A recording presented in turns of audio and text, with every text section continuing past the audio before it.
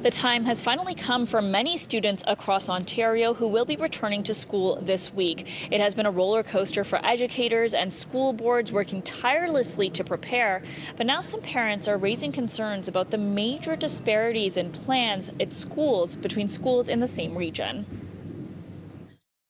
I'm very nervous. I've allowed myself the prerogative to pull the pin at the last minute, or if I send him and he's extremely anxious in being there, I will not force him to go. Jean Brennan's 14-year-old son Emmett will be starting his first year of high school under unusual circumstances against the backdrop of a pandemic. And now there is an added layer of concern that schools in the same region are being guided by different rules. It doesn't make any sense to me. Under the Ford government's back-to-school plan, secondary schools across Ontario have been divided into designated school boards and non-designated school boards.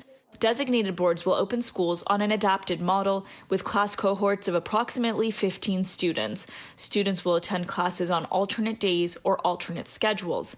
By contrast, non-designated boards will be allowed to reopen for classes 5 days a week with full attendance. Because of that non-designation, they will be going to school every day, full days, in what I'm being told is uncapped full classes that could actually be larger than usual. And cohorts of 100. The province says secondary schools in these boards typically have small enrollment, but Brennan says that's not the case at her son's high school, St. Stephen Catholic Secondary School in Bowmanville, where 1,200 students are enrolled, the same size as other schools in the same region that have been classified as designated. She believes the non-designation status exposes staff and students to more risk. We don't want to go back where we were. And my concern is, why wouldn't we start conservatively? It's the same public health unit, a student body of over almost 1,200 children, cohorts of 100. Why wouldn't we ratchet that back in the way they have for the other boards within this, as I said, within Durham region? In a statement, the Ministry of Education says, in part, the leading medical advice was clear that we must allow an opportunity for our students to return to school, combined with layers of prevention to maximize health and safety. We have done exactly that.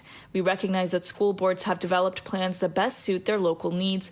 We will never hesitate from taking further action to protect the health and safety of Ontario's students and education staff.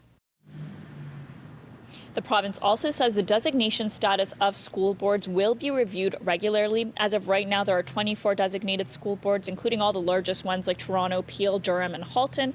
There are 48 others that are considered non-designated.